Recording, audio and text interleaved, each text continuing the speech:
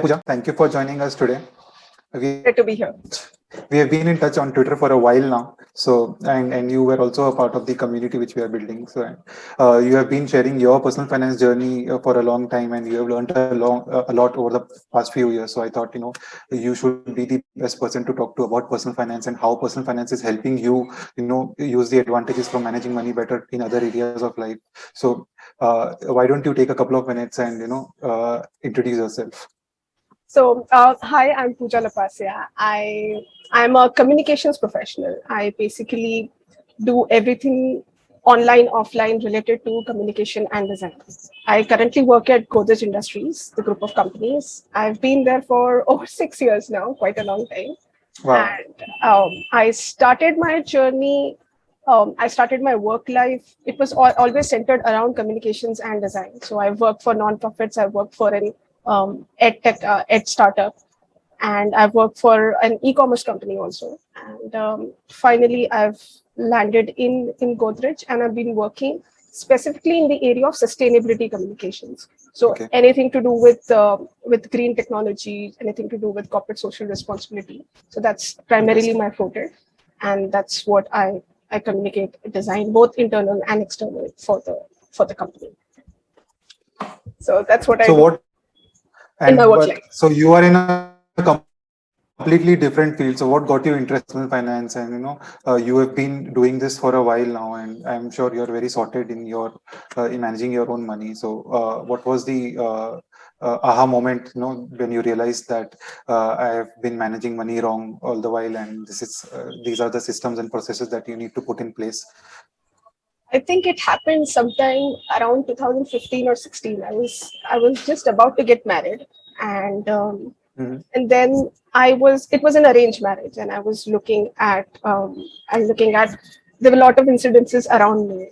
So there were cases of divorce, there was cases of bad marriages, and the typical stuff that's going around. So it was an arranged marriage. I was getting into it, so I got thinking about my personal finances. Yes, I was in a Okay. great job. I was earning decent income, but I've always stayed with my parents. So it was not that I had independently or completely managed the house on my own. So this was the first time that I was getting into this uncharted space, and I wanted to be doubly sure of my finances. Key as an independent person, come what may, whatever happens in future, Hmm. you don't know how would a marriage Right. end up. So particularly an arranged marriage. So that Interesting. Yeah, interesting. That you got aware about your personal finances when you were getting married. Were there any experiences, within your family or within your friend circle, which caused you to, look at your money and think deeply about your personal finances? Because largely, such steps we take such steps when we had such experiences, or we see someone else with, a bad experience. Yes, so I would say partly this was an influence from my father. So Okay. he had a very candid talk. This was around the same time, around 2015, Hmm. 16. We were having a Hmm. very candid talk, and he just casually said to me that Pooja, it's not that I've not earned money. I've earned a lot of money over my life, but it's the only thing that I've never been able to save or see that money grow into something else. Right. And so probably it was the fear of not being in that position that I got much more deeper into learning about personal Hmm. finance. So that Hmm. was, I would say that was sort of like a trigger. Right. But yeah, So, whatever. so would you, advise people who are getting into, marriage and a relationship, in a married relationship, or to take a deeper look at their finances, or would you, want them to start much earlier than that? Much earlier, way earlier. I think, especially for girls, I'm not too sure from a guy's perspective, but definitely from a girl's perspective, you should, as soon as you start earning decent amount of money, which takes care of your finances, and you have something left over at the end of the month, or if you're running a business or freelancing or whatever. But yeah, you should be very astute in actually growing that money into something else. You should be building those assets as soon as possible, as early as you can in your career. So that will only So I have seen help you. absolutely. So I have seen, a lot of people like my female friends not taking their own money very seriously, Hmm. despite me being well versed with money, and they have direct access to me. Yes. So, is there any roadblocks or mental blocks which women have to not take money seriously? Because once Oh, they take it seriously, so because they want, so based on my experience, once they take it seriously, then the game changes completely because they are extremely patient with their money. they So are. They are. yeah, They are. yeah. They're not So as likely to be risky as men are. So yeah, absolutely. So then, what causes women to not take it seriously? Because if once this happens, then there our the financial lives of women can improve significantly. Because I've seen my mom, only accumulating gold maybe, but yes. whatever small sum of money they would accumulate, they would go and buy a jewelry. But that doesn't generate any kind of cash flows, and that education is missing right now. Mhm. So where is the gap? Do you have you thought about it? So I would say ki, so it's not that women don't manage finances. They manage the finance of the home. I mean, particularly any big decision. True, If it's buying an asset, it's buying true, an electronic item, if it's buying a car or even a house for that matter. So absolutely. obviously the women are managing it. But I think they are only restricted to things that help save money and not so much grow the money. So I think that's the step that they are not taking. They're only thinking of ways to save money and cut corners, or get discounts or whatever. But they are not thinking of ways that actually that money can grow The into. long-term growth Exactly, mindset is missing exactly. right now. And how would you say that how has your financial life changed once you started taking money seriously in 2015?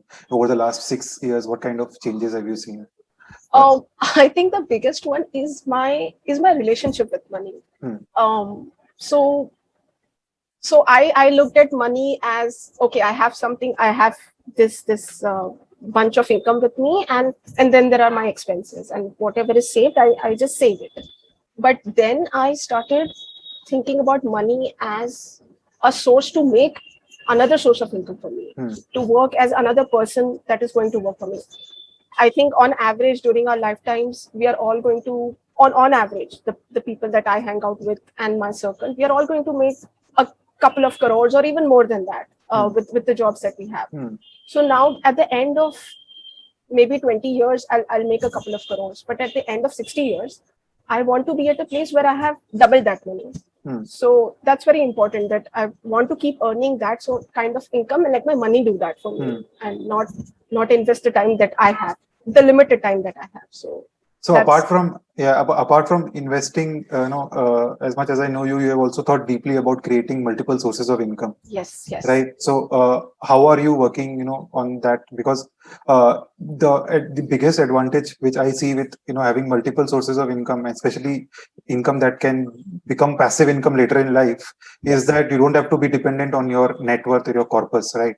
So because that will start, once that starts generating money, and once that starts taking care of your expense, your corpus can be even bigger by the time you're 70 or 80 or whatever. Yes, absolutely. So what? Um, so first, so this one, even before that I started my personal finance journey, I got into real estate. So this Hmm, typical home pressure scheme, yeah. invest in real estate, at least Hmm, your money will be blocked. And yeah, it is completely yeah. blocked. But but that is one source of sort of passive income. So now that is yielding rent for you. Yes, it's yielding rent for me. And then Okay. I got into another real estate investment, but I did not get 100% into it. Hmm. So this was, I got partly into it. It was a growing property. Then I got into this another real estate investment. Hmm. So that's another bit that I did. The other slightly risky over here was P2P lending. So this also started way back in 2016. So I've started giving out these micro loans to Hmm. people on the website, and Hmm. that has also sort of become like a passive income stream for me over the Okay. years. Yeah, it's become quite nice bundle of money. But when it comes to real estate, would you, say today, given a chance to invest in real estate, and provided that you have zero investments in real estate, would you, do that again, or first focus on creating a bigger corpus on the equity side and, Yes, yes, cash side? absolutely, And absolutely. so, I would first focus on that, right. not So, not really. I would first focus on rather building these dividend income stocks for purely passive Mm. income. So I would probably start focusing on that rather than getting into real estate. So Okay. So what mistakes you made early in life? Let us focus on that. One seems to be the real estate yes, big one. one. What other mistakes you think you made early in life? So I'm not sure if you're aware of these gold companies, like the Kalyan Jewelers or anything. Right. So Right. they also run a scheme. So you give a Yes. loan, and they have a small credit finance team where Okay. you give a corpus to them, or you do a monthly payments to them, and at the end of the year you can either buy gold or you'll Yes. get like 11 plus 1 month kind of scheme, right? yes, and then you get a good percentage of returns. That's what they say. Hmm. So you get about 15%, you get about Hmm. 16%, which is essentially growing your money in about 3-4 years, which Hmm. is doubling your money. Hmm. So I did that too. It's like, Hmm. okay, ठीक है, चलो इसमें भी diversify करते हैं. Right. And then the pandemic hit, we never got the money back. So Right. probably stay away from all those things. Best Hmm. to Yeah. focus on, and even in especially in Gujarati communities, you have a lot of these VCs happening where you pool money together, and if somebody wants money, they can take it out Yeah. on interest, and you get attractive interest. You get 1% a month interest on whatever you lend out. But again, these all these schemes are on the shorter term side, which Absolutely, they're not long negates term. the fact that it will not create long term wealth for you. So Yes, yeah, so or not any wealth for you, or you'll also lose absolutely your you lose capital. your capital. So very high risk investments Yes, with a very short term scope for return. So absolutely. right now, so now how have you changed your strategy over time, and what is how does your allocation look like right now? How are you allocating your money now towards the longer term investment? It's still largely focused on real estate because I have already been invested in Hmm. that, but Hmm. I'm trying to reduce that. Hmm. So over time, I'm now trying to focus on increasing my equity and mutual fund, Hmm. especially index fund portfolio. So Okay. I'm trying to get that more than my real estate. So that's my immediate focus. Hmm. And that's how I'm building. So it's largely the top two things are obviously real estate and equity holding, and then comes everything else. Then I've some investments in gold also, and the So other. now, how do you think about risk? How do you manage your risk, in your portfolio, and also how have you prepared yourself for drawdowns in the equity markets? Because we know that every few years there are going to be drawdowns in the equity markets, and if we have to create wealth, we have to stay invested, right? We can't, exit and enter because timing the market is not possible. So how have you prepared yourself and your mind, towards managing the risk and managing and not losing sleep over the downside? So first thing for managing my risk was insurance. So Hmm. all my medical insurance, life insurance, car insurance, everything is completely sorted. I'm like, Hmm. if there is a medical emergency, I'm not going to touch my savings for that. Okay. So that's completely taken care of. So that's one risk managed. The other bit was sort of an emergency fund. So I've been keeping constantly growing that fund. I think I started about 3 months of expenses. Okay. Now it's grown to over 2 years of expenses. Wow, that's I awesome. want to keep that. It just gives me that peace of mind. Yes, Yes. anything goes south, because I am in a job which is again risky. My husband has his own consultancy, which is slightly less risky in terms of the business he runs. But then you never know. Right. So just to keep that safely, I have 2 years worth of expense. Right. So in this raging bull market right now, people don't think about creating an emergency fund, or even the emergency fund which they have created, just because they are getting higher returns in equity. I have seen people, removing that money and putting I that can't money. do that. My So, heart will give away. so yeah, so it's a great mental tool to have, right? Because markets can drop by 40% tomorrow, and Absolutely. I've seen that. We yes, have all right, seen that. yeah, we have all seen that. So people That have, was yeah, but over the last 1 year, a lot of people have come into the markets who have not seen that drop, so they don't, know that the heart skips a beat when markets drop, by that kind of level. So it's a very good strategy that you have adopted of, not touching your emergency funds. But how did you convince yourself to grow the emergency fund? Because I keep telling people, that the emergency fund should also be grown over a period of time, because the money is lying in low yielding instruments, and maybe you may not be even earning inflation equal returns, right? It's as good as just keeping your money at home, as simple Yes, as that. yes, But I think it gives me that surety. Ki right. tomorrow, if I have zero income from, Hmm. I what if I'm disabled or anything? It just I'm thinking about the worst. Hmm. What will my kid do? What will the house eat?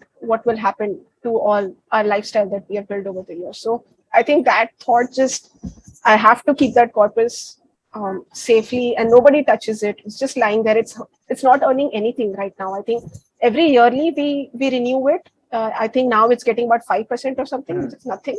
Yeah, But I'm like, ठीक है, उसको ऐसे ही रखो. Nobody yeah. will. So this is something which lets you sleep peacefully at night. Absolutely. I know कि ठीक है, tomorrow anything happens to the market, to the real estate, to anything, I know Yeah, I have my cash with me. So right. that is some sort of solace in this And crazy coming to long term thinking, since you are still young and there is time. a very long way to go in your life. So how do you convince yourself that I'm going to stay invested in the markets, like in your index funds? Because Hmm. index funds are the best strategy, ideally, to go for any Absolutely. investor who is not active in the markets, right? So how do you convince yourself that I'm going to stay invested in this for the next 30, 40 years and not withdraw the money until I really need it?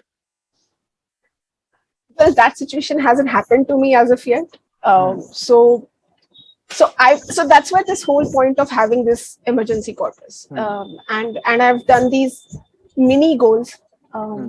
in my investing journey, which are earmarked for my kids' education, which are earmarked for a future purchase that we want to do, or we want to do a trip somewhere. So all of these are separate expenses, and our retirement, or what do you call it, as fire portfolio, is completely different, and Okay. that is, to me and to my husband, it's completely sacrosanct. So nobody is going to touch that money, come what may, unless we are penniless. And even if we have to sell off our real estate, we'll do that. But unless and until we are penniless, we are not going to touch that. So I think Interesting. that is completely off limits for both of us. The money just goes into it every month, and that's Yeah. about it. That's the end of One, story. once you realize that equity is the holy grail of creating wealth, Especially yeah. index funds for that matter.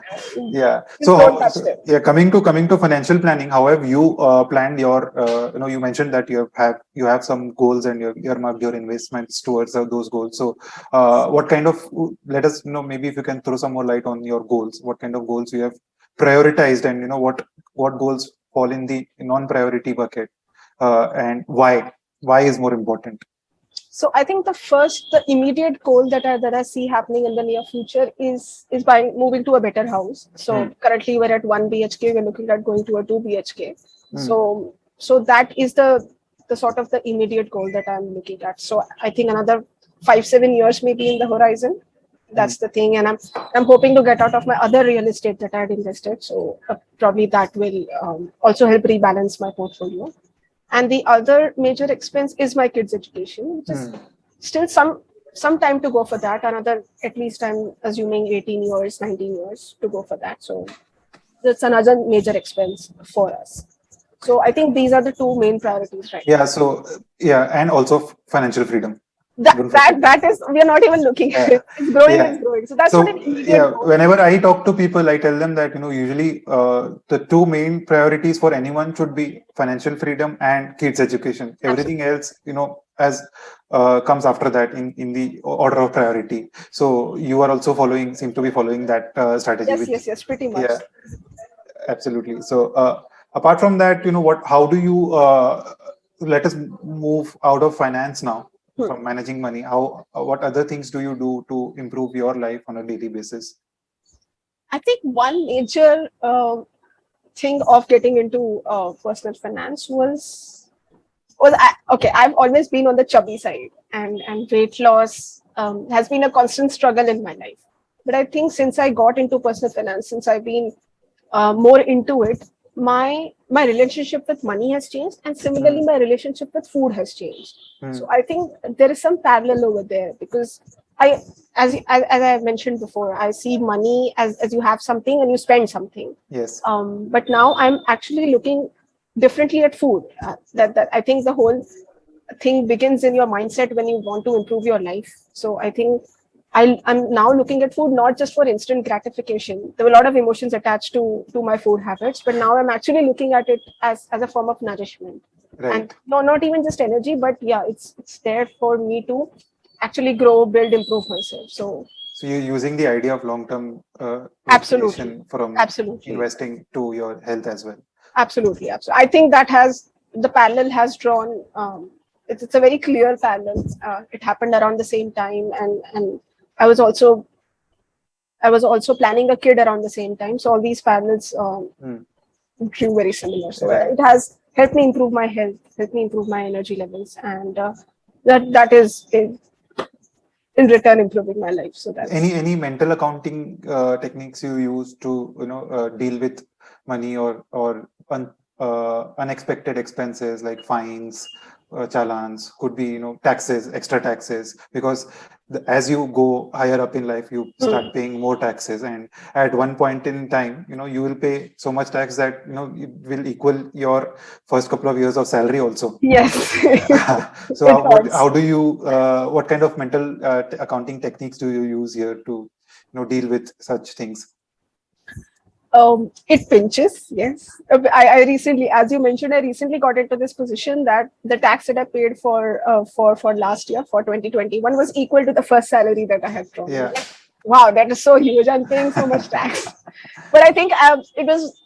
But then I felt really grateful. Ki, oh, I've come a long way since the last decade, and I've grown so much. I've built a corpus of that much. That is probably the interest and the income that I'm earning now. So I think, yeah, I think it's more to be grateful Yeah, absolutely. about it. Because we are in this position today to pay so much taxes, and instead of crying about the fact that I'm paying so much taxes, the We are earning idea, so much. yes, the idea that you are earning so much and you are able to pay so much taxes is a definitely a great mental model to use. So because that will not pinch you, and also the fact that you have reached such a stage in life that you are able to do that is because you are in the top 1 percentile, Absolutely. yeah, in the I group, go yeah. back. I go Huh. back and look at the average incomes in India. I think it's about 85,000 per annum, or it's about 70,000. I Hmm. don't remember the Hmm. exact figure, but I look at these average incomes all over India, and we're like, you're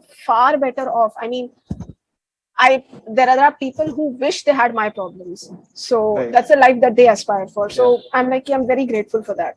It's around $2,500 per capita income right now in India. So that's around 1 lakh, say 1 lakh 60, 1 lakh 70,000 Per rupees annum. in a year per annum. Yeah, Per annum, which yeah. is not, which is very low actually. Yeah, yeah, Uh, it's very low. So I think that also so helps put things in perspective that yeah, far better than what. So I've also seen that you also take up smaller projects uh, periodically. Are you working on something right now? You Oh, want to discuss that? no, it's still under wrap. So I'm Okay, there we are a can talk few. about your past projects So if there is any past project that you want to discuss. as I mentioned, I was always into communication. So yeah, so I used to write for other people. So basically, I used to do some ghost writing and also some designing on the side. So that was Hmm. um, sort of not even my freelancing. So I was not full fledged into it, Hmm. but I used to help with communication collateral and writing Right. for other people. So that's something that I do. But yeah, so it's a very good message for younger folks that using their spare time to create an additional source of income by using their skills or building new skills and then generating income from that. Because in early years it can add up very It can, it yeah. adds up it adds up to your corpus and helps you reach your goals faster, right? And yeah, so this is one thing that I think that everyone should do. Absolutely. I think my husband is a better example over here. So Hmm. he was working at JP Morgan, but on the side he was doing this tax consulting for small businesses and young startups. So he got a big Hmm. enough contract which was completely replacing his income that he was earning at his company. And then he Incredible. took the jump. Wow. He's like, "Okay, let me do this, even though it's just one big client and it's quite high risk in That's that how sense." But that's how serendipity works, right? absolutely, absolutely. That's And he how was like, serendipity works. "Okay, let me take that step." And now he's got like added a few more clients. He's got a lot of smaller clients. So now, yeah, his portfolio has grown. He's got very well in that. So I think, yeah, it work on the side. Yeah. Maybe And moving on to books, how have books helped you, shape your life? Because big time, big time. I think more than anything else, more than any other digital form of communication, I think books have really stuck on to what I need to do in personal finance.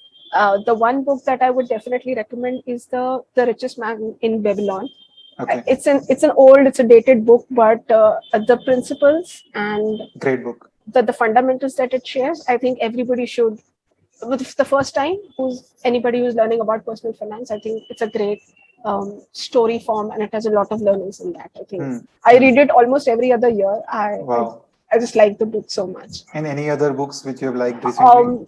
The other book is sort of like the opposite of The Richest Man of Babylon. It's called The Millionaire Fast Lane. It's about this startup guy who built wealth really fast, and the constantly throughout the book he's saying that focus your energies on building something, on creating a business or creating a source of income that divorces you from the time that you have to invest in it, and is very efficient and very agile. So that's the whole book about, and I think it offers a very different perspective into how you look at finances. Obviously it talks about live within your means and all of that, but I think the message over here is very different. It's like, don't just keep on saving that 10-20% every year. Look at ways to take your income more than 1,000%. So yeah, because you can only save 100 rupees if you're earning 100 rupees, but if you can earn 1,000 rupees, then you can invest more and also use that money to spend. So yeah, my outlook has also changed over a period of time. I used to be frugal. Now I focus on increasing my income rather than focusing on saving more money. Absolutely, I think that pinching, penny pinching. So that mindset needs to change. And even for younger folks, they should from day one, if they can focus on this idea that they can always 100x and even 1000x their current income, that can massively change their fortunes over time. Truly. I used to be really these educational books or these courses on Gumroad that a lot of independent creators are doing. I was also thinking, it's $100 for that, it's $200 for that. Yeah. But now I'm like, this applies to my line of work. I'll probably get it and I'll learn more about it. And even if I get 2 things out of it, which will help me, it's worth it. So, any course you would recommend for the listeners? I would say anything. I'm into writing and communications, so I would say anything by Joshua Lysak is great. Okay. His courses are they break down the system of writing so neatly. Awesome. We can add that in the show notes. Surely. Sure. So apart from that, any tips for beginners who are just starting their financial journey? So any 2-3 ideas that they should implement in their lives? I think first and foremost, get your insurance right. I think a lot of people mess up on that, and that just derails their whole long-term view of accumulating wealth. I think they don't realize the importance of insurance. The other day also, I got in touch with someone who had lost her partner, and they didn't have life insurance. I'm like, my God, how are you even going to manage all of this now? Yeah. So I think people don't realize the importance of insurance because it's not an investment as such. It's an expense upfront. Yes. But then over time, it just pays you for all your things which are not in your control. So these are all and also the fact that this expense becomes very minuscule over time. Exactly. The first year it might be a big part of your income, but over the period of time, because the expense is going to remain same, especially on the life insurance side, this expense becomes very material to your overall income. So that also, the thought also needs to go in people's head that this will become very small amount of my total expenses, say 5 years down the line. So let me do it today rather than waiting for 5 years. And what are your thoughts on health insurance? Because I see people that they don't take a separate insurance apart from what has been provided by their employers. Why don't people do that? Neeraj, why don't people do that? I don't know. Matlab, I have spoken, like I have, so whoever I have spoken to, I've been able to convince them. But let maybe through our conversation, let the message go to the wider crowd that why it is important. So I want to hear from you. Why is it important?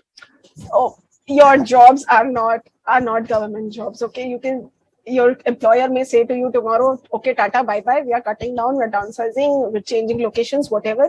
And you have to go. What will you do? You can't stay not insured. Anything. Absolutely. There's something that is not in your control. You have to cover all your bases, and those hospital bills, medical bills are huge, humongous. And I think all of us, at some point of our lives, have seen that. And you've burned your fingers over there. You've seen the expenses that happen when Yeah. it's a medical emergency. So And just and cover your bases. yes, and even one more thing that people need to realize is that they may not want to work in the same job or even in employment for their entire lives, right? Like take your husband's example. Absolutely, His absolutely. fortunes changed overnight, and he started his own business. Yes. And I'm sure he has a health insurance now. But in case if someone who stops quits his job and gets into full time business, for him having health insurance outside of employers can be beneficial because there are a lot of issues on coverage and even on the Truly. premium side, so people need to understand that, but it's a very good thing that you realized early and started taking Yeah, care of. yeah. As soon as, I mean, this happened around the same time my husband got into the business. It was like, "Theek hai." Now we both were earning, we both were working in an office, so we both had our insurances. But now we'll have to get a separate insurance. So we got a floater insurance, and then our kid came along, so that the amount also is not so much. I mean, it really doesn't. It's a tiny part of your income, so you might as well invest that money and Yeah. be rest assured कि अच्छा ठीक है कुछ भी हुआ, and be absolutely sure of these co-pays and the Yeah. limits and all of that. It's a mess. And buying the right insurance is a hell process. But go through that, study all of that. It's very True, important to do true. that. Anyone who has been influence on your personal finance journey, because everyone has these stars, like for me it's Morgan Housel, who has greatly influenced me to think about long term and having enough cash, sleeping well at night. So anyone has influenced you deeply? Um, I wouldn't say it's a known, but I would rather go back to my dad. So I think it was the Interesting. opposite, the fear of not being in that situation or not regretting all of that. So as I said, we all are going to earn crores through our lifetimes, and how we save and manage those crores are going to determine how many more crores do we have going on. Right. True. So I think True. that I don't want to live a lifestyle like that, like him. So that's why I'm more focused on it. And how do you delay instant gratification then? Um, I think I don't do that in terms of buying books or courses. I think that is very instant. कि अच्छा ठीक है, I know it's going to help me. I'm going to buy it. But if it's anything else, I take a step back and think, okay, do I want it or do I need it? If I need it, it's necessary. It's a hurdle in my life right now, and I have to get it to do something. Then I'll go ahead and buy it.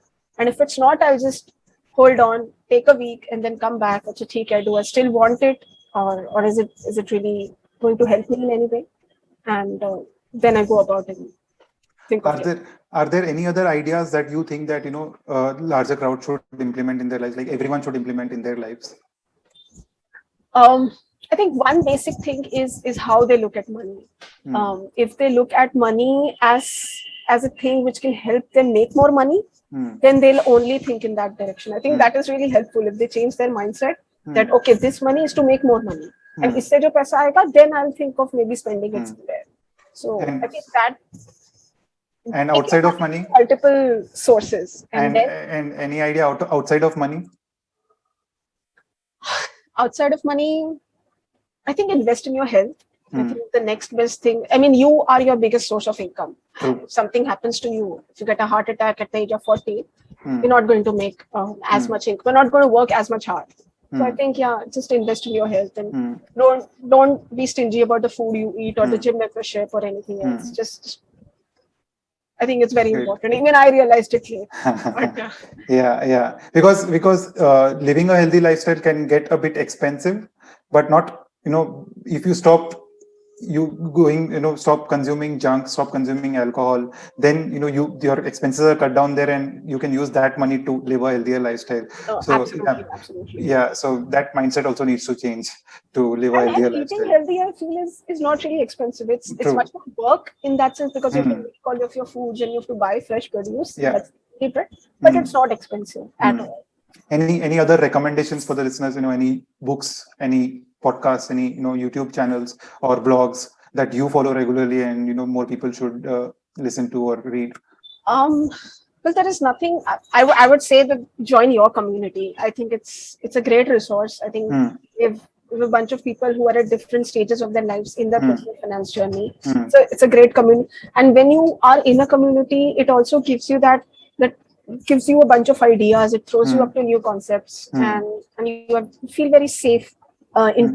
in talking and conversing in that community. True, So I think that is really helpful. because you are not judged there. Absolutely, Hmm. you're not judged for the Hmm. mistakes that you have made or for the and Hmm. you're also given directions to actually course correct and how you can do Correct. that over time. I think that really helps. I think being in a community is underrated. I think a lot Hmm. of more and more people should be a part of these Hmm. communities where they have common interests Hmm. and they Any should. blogs you follow regularly on a regular basis? Just James Clear.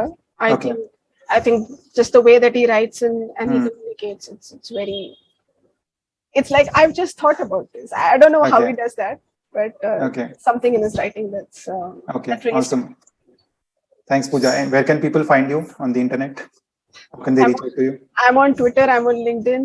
I'm mostly on Twitter more than I'm at home. So they can find me at Pooja Lapasia. Sure, sure, sure. Thanks, Pooja. Thanks for talking to us today. It was a fun conversation, and there have been great takeaways from this. Thank Um, you. I'm sure we'll talk again soon. Yes, Thank you. absolutely.